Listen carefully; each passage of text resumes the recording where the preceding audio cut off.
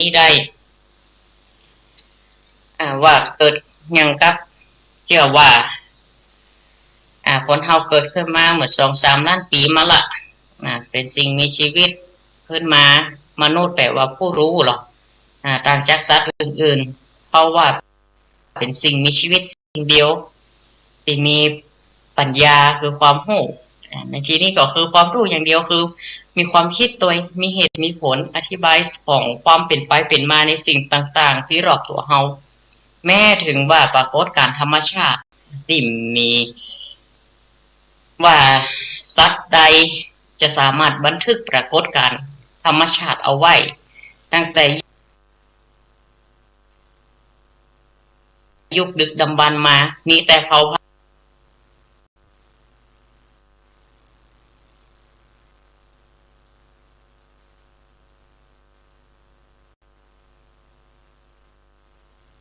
นธุ์มนุษย์ต่ออันเนาะสถามันจะวิวัฒนาการมาเรื่อยๆ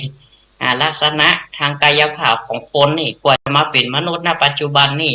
วิวัฒนาการมาหลายรุ่นละอย่างนักวิทยาศาสตร์เปิดถ่ายภาพถ่ายยังอยู่ในบทเรียนบทหนังสือก็หันก็ว่าความเปลี่ยนแปลงของคนเฮานี่มันได้จีรังยั่งยืนสถาสังขารร่างกายคนเฮาธรรมะแม้จะมนุษย์จะเกิดขึ้นกี่ล้านปีก็ตามหลักสัจธรรม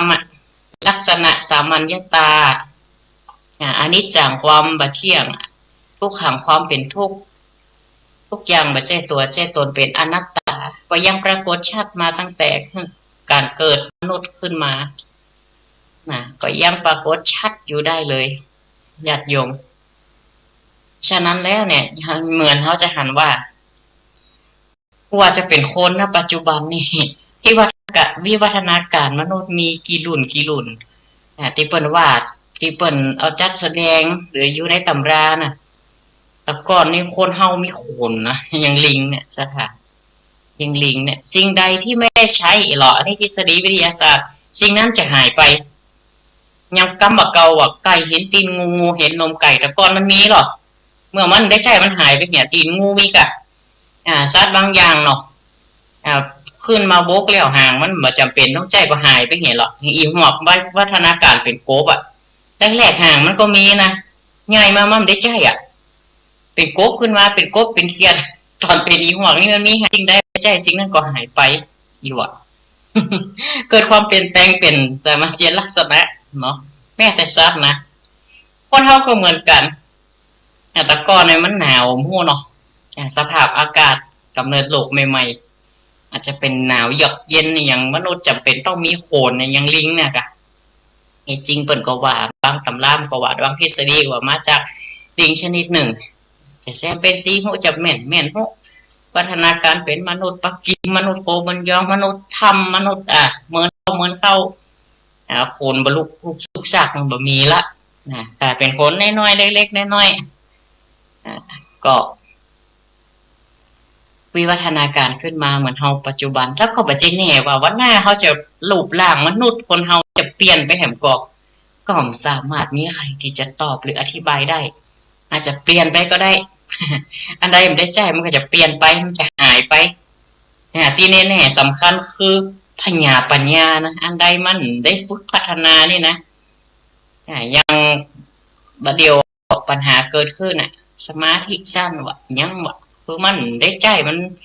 สมาธิแบบจดจ่อกับสิ่งใดสิ่งหนึ่งอยู่ตลอดเวลาเมินก็ว่าดีแล้วอย่างกับติดกับสื่ออย่างต่างๆนักลำ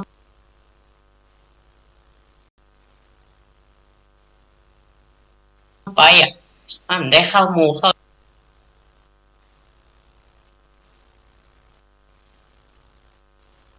สังคมมาได้มีความมนุษยสัมพันธ์ธรรมชาติ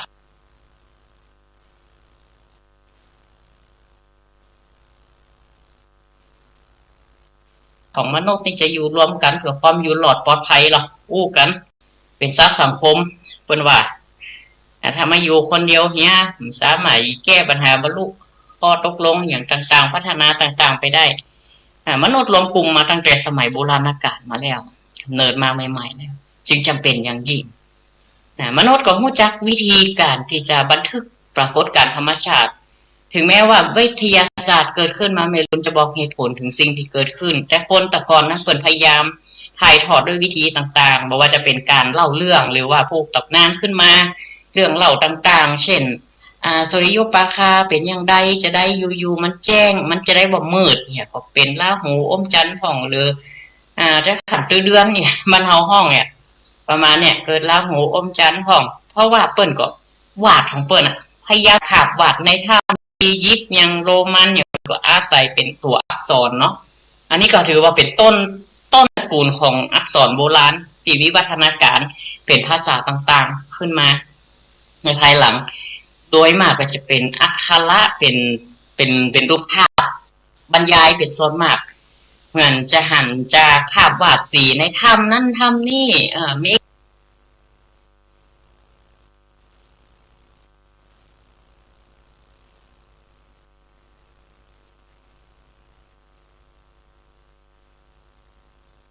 ีการเกษตรกรรมในสมัยนั้นนายมีการเลี้ยงงัวมีภาพวาดคนมีมีการฆ่าสัตว์เพื่อเลี้ยงชีพหรือว่าเอาบ่อหินมาสี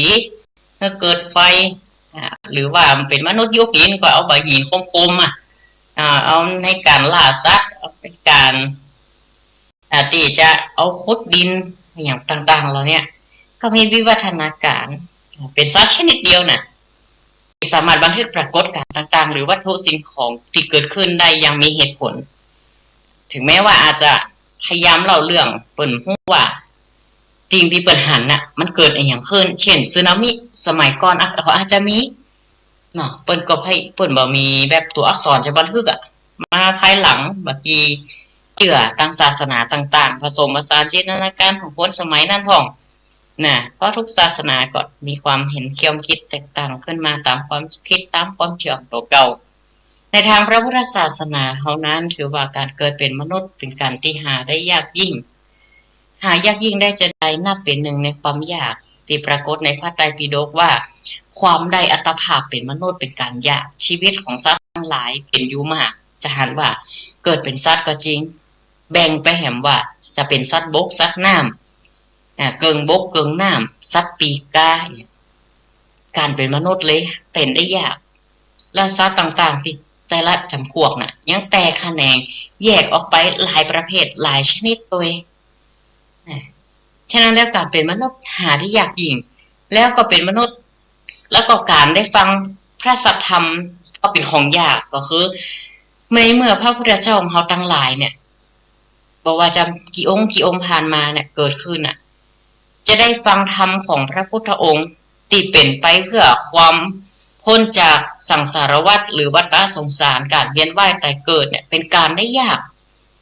ซึ่งหมายความว่าการได้อัตภาพของการเป็นมนุษย์เป็นคนเนี่ยเป็นการยากชีวิตของสัตว์ทั้งหลายมันมีนักเนาะการได้ฟังธรรมเป็นของยากการอุบัติของท่านผู้ฮู้ก็คือการเกิดของพระพุทธเจ้าอุบัติขึ้นเนี่ยเป็นสิ่งที่ในโลกนี้เนี่ยหาได้ยากเพราะจะได้พระโลกบัดเพียงแต่โลกของเฮานะโลกอีกมุมหนึ่ง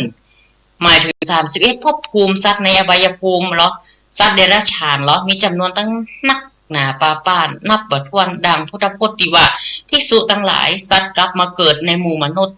มีประมาณน้อยแล้วสัตว์ที่ไปเกิดในกำเนิดอื่นจากมนุษย์มีมากก็คือได้อัตภาพเป็นคนละแต่หลังจากเป็นคนได้อัตภาพอื่นอาจจะไปสู่อบายภูมิก็จะไปที่อื่นก็นี่หรือเปรียบเสมือนฝุ่นติดๆตายเล็บมือของเฮาคือเปรียบเทียบขนาดนั้นกับฝุ่นในพื้นมหาปฐพีที่เฮาแสดงแก่พวกเธอทั้งหลายอยู่เดี๋ยวนี้แหละเพราะว่าการเกิดมาเป็นมนุษย์ได้ยากนักพระพุทธองค์ก็ทรงตรัสเอาไว้ว่าพวกเธอทั้งหลายจึงบอกวันที่จะประมาทจะหันได้ว่าการเกิดมาเป็นมนุษย์นั้นเป็นเรื่องที่บ่ง่ายนักแล้วก็เกิดมาจะสมประกอบกรรมก็ว่ากันไปตามการกระทำเนาะที่สังสมปุเพกตะปุญญาตาเมื่อได้กระทำในการก่อนหรือว่าปัจจุบันของเขาได้ทำดีไว้พอกอสร้างกุศลได้เพียงพอกอมีศีลพอกอมีภาวนาพอกอการดำเนินชีวิตเพื่อเจริญรุ่งเรืองจะประสบผลสำเร็จจะได้สุขทั้งกายและสุขทั้งใจก็ยากขึ้นไปแหมสถา คนเฮาก็ต้องประสบถึงความทุกข์กายทุกข์ใจอยู่เสมออย่างโบราณโรคภัยไข้เจ็บที่เกิดขึ้นก็รักษากันไปตามอัตภาพใจสมุนไพรลองถูกลองผิดกันมาและบางครั้งก็บอกว่าสิ่งนั้นเกิดขึ้นเพราะอะไรอย่างซึ่งก็มองมาหันสิ่งเหล่านี้ก็สร้างความหวาดกลัวสร้างอย่างความตื่นตระหนกตกใจในหมู่มนุษย์ตลอดมาคนก็พยายามหาเหตุหาผลเพื่อตอบคำถามของตัวเก่าเมื่ออาจหาคำตอบในสิ่งที่ได้เหล่านั้นก็สมมุติความกลัวเหล่านั้นขึ้นมามีรูปมีหลังเป็นสิ่งน่ากลัวเช่นคนเฮาปรุงแต่งเป็นผีเป็นปีศาจเป็นอาสูรลักกายเป็นสิ่งต่างๆเป็นยักษ์เป็นซาตานเป็นมารเป็นผีให้ตามแต่จะคิดต่างกันไปเช่นการเจ็บไข้ได้ป่วยของคนตะกอนอันยังก็โตดเคาะโตดกรรมโตดผีโตดสางแต่บางคนก็บาดเจ็บก็ปฏิเสธสิ่งเหล่านั้นมีอยู่จริงเห็นละน่าความคิดนานาจิตตังแตกต่างกันไปสะปะสะปันลอยอ่านปันข้อสะทาเปิ้นว่าความคิดเห็นของคนเฮานั้นมันแตกต่างกันนะนานาจิตตังแต่ยิ่งยุคที่บ่มีธรรมะเข้ามาซัพพอร์ตเอามาสนับสนุนยิ่งไปกันใหญ่สะทาก็ตามความเชื่อไผเชื่อมันยังคนเจ็บปวดไปเที่ยวเมตตาผมยาไปลงเหมือพอหรอ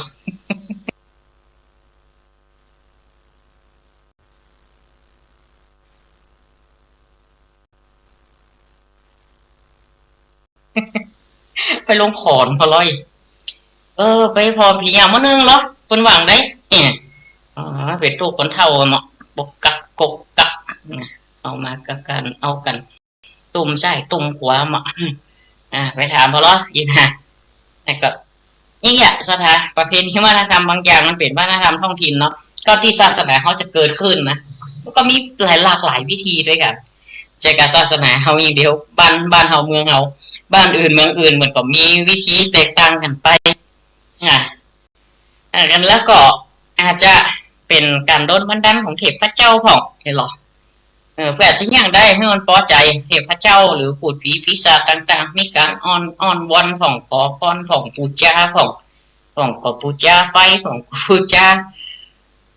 ณดินน้ำลมไฟธาตุสี่มีสัพพะเขาเปิดอธิบายสิ่งที่เกิดขึ้นมาได้ไงเช่นน้ำท่วมอาจจะเป็นยังจะเป็นเทวดาครับก็ปั้นเทวดาที่มันเป็นทักษะน้ำไงกะเป็นดินไหวก็เกี่ยวกับไผ่ไม่เท่านี้ไป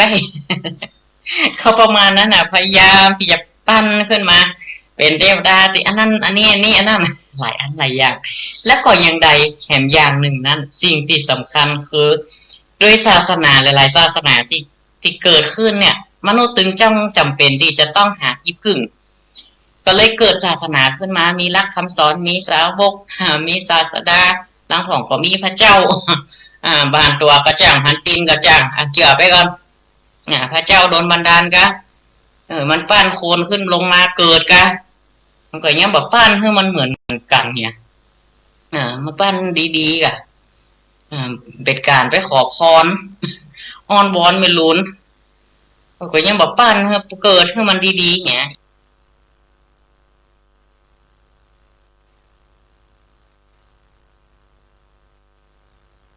ยินนะสำหรับในพุทธศาส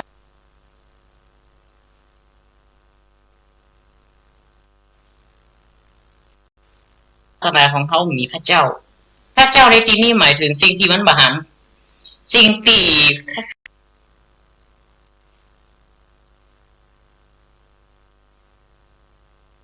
ค่ายว่าเป็นเทพเป็นเทวะอย่างนั้น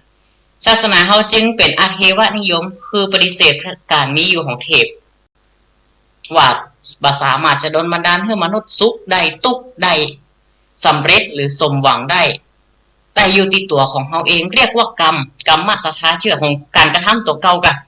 เจ็บไข้ได้ป่วยไปห้องยาก็แล้วแต่อีกนะหรือว่าอยู่ที่พฤติกรรมการกินการอยู่ของเขาคนเขาจะดีจะชั่วหรืออยู่ที่การประพฤติการกระทำของกายวาจาของใจเขาสำรวมตาหูจมูกลิ้นกายใจมันมีผลต่อพฤติกรรมตั้งกายตามวาจาและใจของเขาทำอย่างใดไว้เขาย่อมได้รับผลของกรรมของการกระทำของเขานั่นเองบทแผ่เมตตาของเขาจึงมีคำนี้เอาไว้พิจารณาอยู่สม่ำเสมอเพื่อ คนเฮาพุทธเฮาเนี่ยตั้งอยู่ในความประมาทเนี่ยศาสนาจึงเกิดขึ้นมาสถาเพื่อเอามารองรับความหวังนี่เนาะความหวังของมนุษย์ก็มีการบูชาเทพเจ้ามีการบูชาเลยมา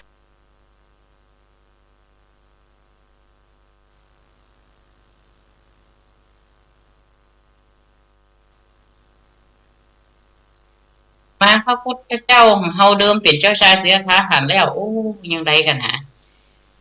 นะ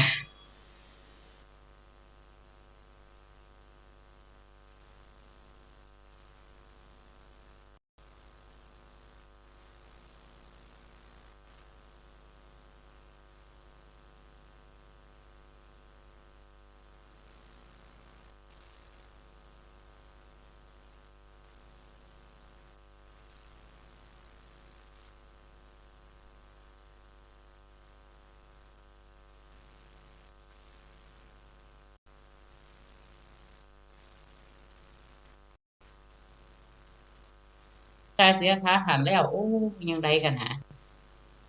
นะ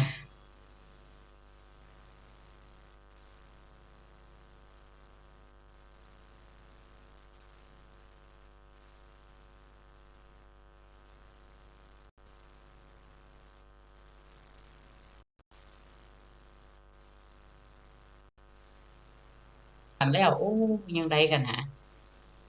นะ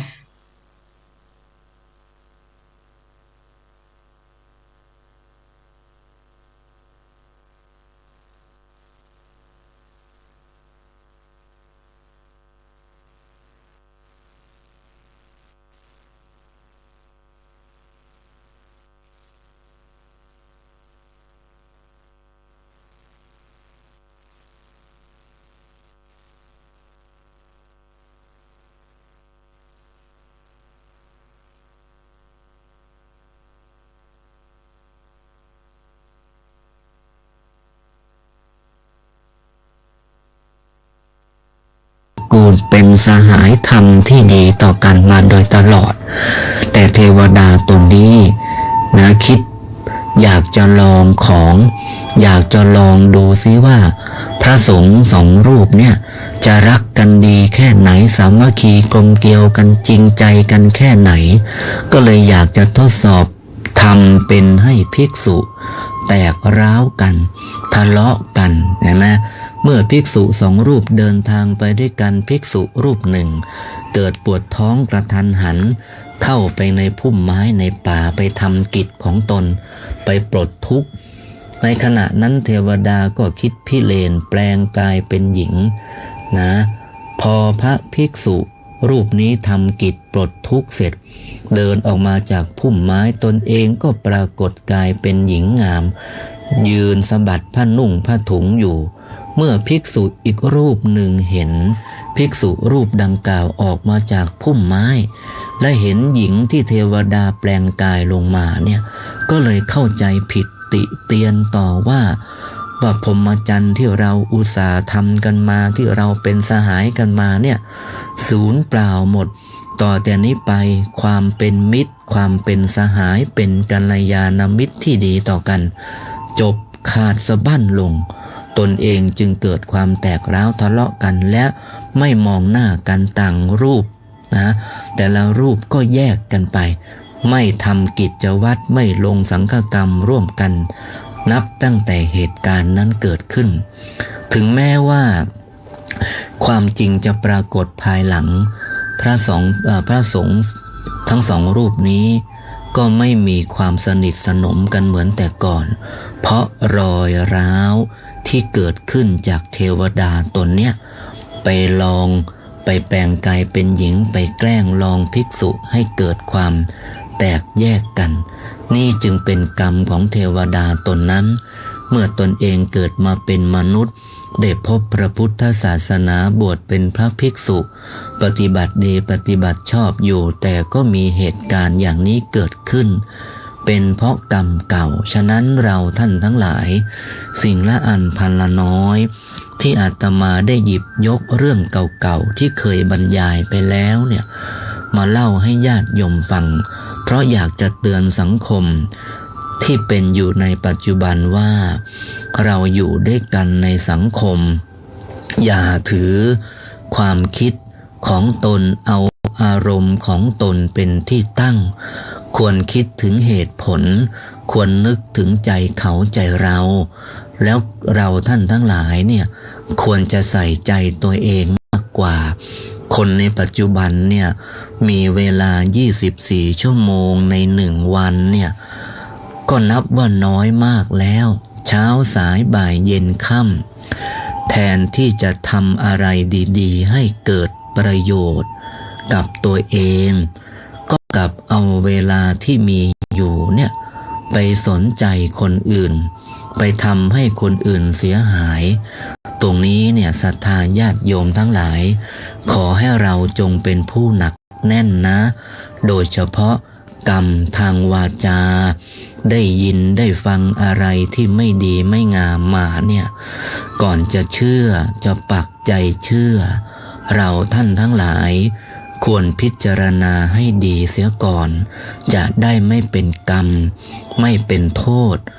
และอีกอย่างหนึ่งญาติโยมทั้งหลายหากว่าเราไม่ได้เป็นผู้ที่ไปกระทำไม่ดีเองแต่ตรงกันข้าม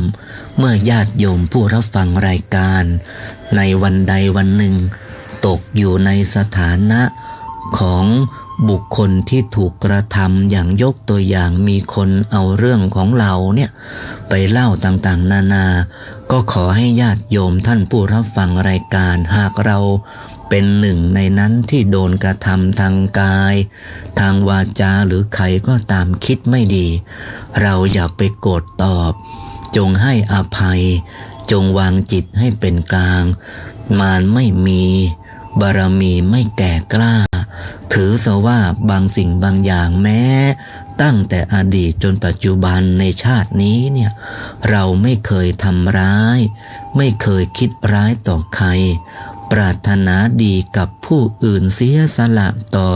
ส่วนรวมต่อสังคมชุมชนประเทศชาติหรือช่วยงานพระศาสนามาโดยตลอดแม้เราถูกคนทั้งหลายกระทำอย่างนี้ขอให้ท่านทั้งหลายตั้งมั่นมีสติขอบคุณเขาที่เขาแสดงตัวตนออกมาแล้วขอบคุณที่เขาเพิ่มพลังความแข็งแกร่งเพิ่มพลังทางกายพลังทางใจให้เรานั้นได้ยืนหยัดไม่คิดสั้นไม่คิดน้อยถ้าเกิดเราโกรธสมมุติมีคนมาว่าเราเนี่ยญาติโยมโกรธแล้วไปด่าตอบเขาไปทำสิ่งที่ตอบกันตรงกันข้ามกันเนี่ยโต้ตอบกันผลดีจะไม่มีเลยมีแต่ผลเสียฉะนั้นคนในสังคมเนี่ยในยุคปัจจุบันเป็นอย่างนี้จะทำอะไรจะพูดอะไรจะคิดไตร่ตรองอะไรก็ตามต้องคิดแล้วคิดอีกคิดอย่างมีสติเหมือนเหตุการณ์ที่ผ่านมาเห็นไหมพระสงฆ์วัดหนึ่งนะกับโยมคนหนึ่งมาทวงคืนในเรื่องของที่ดินที่ดินนี่ตกลงเป็นผืนเป็นดินของวัดของศาสนาเป็นที่ดินของชาติหรือจะเป็นที่ดินส่วนตัวของคนหนึ่งนี่เถียงกันไปเถียงกันมาเอาเรื่องนั้นเรื่องนี้มาแล้วก็สุดท้ายเนี่ยมันก็เป็นปัญหาบานปลายต้องเดือดร้อนบรรดานักกฎหมายอัยการผู้พิพากษาทนายความต้องมาวิเคราะห์ว่าจริงๆแล้วเนี่ยใครเป็นฝ่ายแพ้ใครเป็นฝ่ายชนะที่ดินจะตกเป็นของใครนี่จะตกเป็นของป้าดานะผู้เป็นทายาทหรือเป็นผู้ที่จ้างมาก็ตามหรือจะตกเป็นของวัดนะที่เป็นคู่กรณีเนี่ยดังนั้นเหตุการณ์ที่เกิดขึ้นถ้าเราไม่มีหลักฐานไม่มีข้อมูลไม่มีเหตุปัจจัยที่มันถูกต้องที่ตรงแล้วเนี่ยเมื่อเราเกิดขึ้นกับเราเนี่ยขอให้เราอย่าพึ่งด่วนสรุปอย่าพึ่งด่วนตัดสินเพราะบางครั้งบางทีเราอาจจะประเมินหรือตัดสินใครบางคนผิดไป อย่างเช่นเขาเป็นคนดีแต่เราไปเข้าใจว่าเขาเป็นคนชั่วไปตัดสินว่าเขาผิดทั้งที่เขาไม่ได้ทำความผิดนี่เราต้องระวังอย่าให้กายกรรมวจีกรรมและมโนกรรมของเราเนี่ยมันเป็นไปอย่างมิจฉาทิฏฐิเป็นไปแล้วไม่เกิดประโยชน์ขอให้มันเป็นไปเพื่อประโยชน์เพื่อเกื้อกูลคนในโลกนี้เนี่ยไม่รู้จะไปทะเลาะไปฆ่ากันทำไมเพราะเราเกิดมาล้วนเป็นญาติเป็นพี่เป็นน้องเป็นพ่อแม่ลูกวงตระกูลเดียวกันมาก่อนจึงทำให้เราต้องมาพบมาเจอมาเกิดเป็นญาติเป็นพี่เป็นน้องเป็นพ่อแม่ลูกกันแต่บางครั้งบางทีที่เราต้องมาทะเลาะกันต้องเจอเหตุการณ์กลิ่นแหนงแคงใจกันมีความร้าวฉานกันก็เพราะว่าบางสิ่งบางอย่างมันเป็นเหตุปัจจัยที่เกื้อหนุนเป็นกรรมที่มาบรรจบกันเพราะเรามีบุพกรรมอาจจะเคยล่วงล้ำก้ำเกินกันมาก่อนฉะนั้นเมื่อพระพุทธเจ้าพระองค์ทรงสอนตามหลักพระพุทธศาสนาในเรื่องของกรรมเราท่านทั้งหลายก็จงมองกรรมให้ขาดมองกรรมให้เป็นแต่ไม่ใช่เอากรรมมาตัดสินทุกสิ่งทุกอย่างแต่ทุกอย่างนั้นล้วนแล้วแต่มีเหตุปัจจัยจากการกระทำที่เราได้ทำไว้นะแต่เมื่อเราได้เกิดมาได้ใช้กรรมเก่าในส่วนหนึ่งไปแล้วเรายังมีโอกาสที่จะได้กระทำกรรมดีกลับคืนฉะนั้นตรงนี้เองจึงเป็นเหตุผลที่พระพุทธเจ้าต้องให้เรานั้นปฏิบัติดีต่อกันไม่ว่าจะเป็นกายกรรมวจีกรรมมโนกรรมให้เราดีต่อกันตั้งอยู่ในเมตตาตั้งอยู่ในกรุณาจะทำอะไรต้องนึกถึงหน้าหลังด้วยนึกถึงผลที่ตามมาอย่าทำแล้วให้เกิดความสะใจเพราะความสะใจในวันนี้ของเรานะญาติโยมบางครั้งมันทำให้เราต้องเผ็ดร้อนตกนรกหมกไหม้ถึงไม่ได้ตกนรกที่เป็นปุคลาธิฐานเป็นขุมนั้นขุมนี้ตามที่เราฟังในเรื่องของมาลัยโพธิ์โลกก็ตามในเรื่องธรรมคัมภีร์ต่างๆที่ว่าถึงนรกสวรรค์ก็ตามแต่อย่างน้อยนรกความวิปติสารความเดือดเนื้อร้อนใจทุกอกทุกใจมันจะแผดเผาใจของเราเองฉะนั้นศรัทธาสาธุชนทุกคนทุกท่านวันนี้เหลือบดูเวลาก็ล่วงเลยมาพอสมควรเหลืออีกไม่กี่นาทีเวลาก็จะหมดลงฉะนั้นวันนี้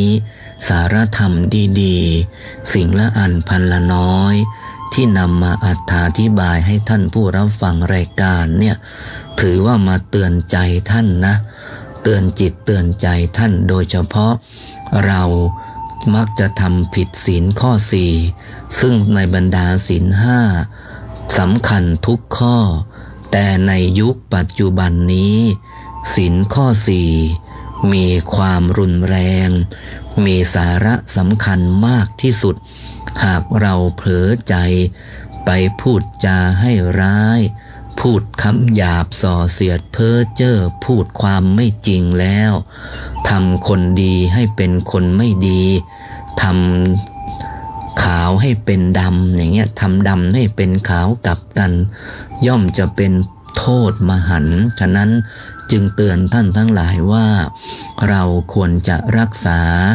วาจาของเราให้ดีคำพูดของเราเมื่อพูดขึ้นมาแล้วมันจะเป็นนายของเราเหมือนคำพูดบางอย่างไปทำร้ายจิตใจคนเหมือนเราตอกตะปูลงไปในเนื้อไม้มันก็ทำให้มันไปกีดขวางเนื้อไม้อยู่ถึงแม้ว่าเราจะถอนตะปูออกอโหสิกรรมขอโทษขอโพยกันแล้วแต่มันยังเห็นร่องรอยเห็นความบอบช้ำของเนื้อไม้ ที่ตะปูมันเจาะลงไปฉะนั้นเราท่านทั้งหลายควรรักษาน้ำใจกันให้มองถึงว่ามนุษย์ในโลกนี้เป็นญาติกันเป็นพี่น้องกันทั้งหมดไม่มีใครที่ไม่เคยเป็นญาติเป็นพี่น้องกันมาก่อนจงรักกัน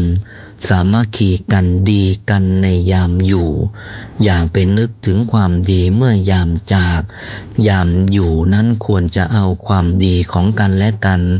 มาเทิดทูนมายกย่องมากล่าวขานไม่ใช่เอาแต่สิ่งไม่ดีมาเหยียบย่ำซ้ำเติมกันเมื่อเราทำบุคคลอื่นก็ย่อมจะทำกับเราตรงกันข้ามเราทำดีกับใครความดีก็จะย้อนมาหาเราชื่นชมใครคำชื่นชมยกย่องบูชาจะย้อนกลับมาหาเราด่าว่าเหยียบย่ำซ้ำเติมคิดร้ายต่อใครสิ่งเหล่านั้นที่ไม่ดีไม่งามก็จะย้อนสนองมาถึงเราเช่นเดียวกันฉะนั้นถ้าเราไม่อยากจะต้องตกระกรรมลำบากในเรื่องของการกระทำด้วยกายกรรมวจีกรรมมโนกรรมทั้งหลายในส่วนที่เป็นอกุศลขอเราตั้งจิตปรารถนาดีต่อกันยึดมั่นในพระรัตนตรัยมีพระรัตนตรัยเป็นที่พึ่งอยู่ในทานศีลภาวนาหรือหลักไตรสิกขาใหญ่3หลักก็คือในเรื่องของศีลสมาธิปัญญาชีวิตของเราจะเป็นชีวิตที่มีความสุขได้อย่างแน่นอนเอาล่ะวันนี้รายการธรรมะกับอัคควุฒโธก็ต้องขอลาจากศรัทธาสาธุชนผู้รับฟังรายการไปก่อนหวังใจว่ารายการนี้คงจะเป็นสารธรรมดีๆเป็นเครื่องมือในการปฏิบัติตนเป็นเครื่องมือในการดำเนินชีวิตของท่านทั้งหลายในวันข้างหน้าไม่มากก็น้อยฉะนั้นในท้ายนี้ขอความผาสุขความสวัสดีความเจริญงอกงามไพบูรณ์ในพระสัทธรรมคำสอนของพระบรมศาสดาสัมมาสัมพุทธเจ้าและความเข้าถึงธรรมอันเอกของพระบรมศาสดาสัมมาสัมพุทธเจ้าคือมรรคผลนิพพานจงมีจงปรากฏจงบังเกิดแก่ศรัทธาสาธุชนทุกคนทุกท่านด้วยเทินขอเจริญพร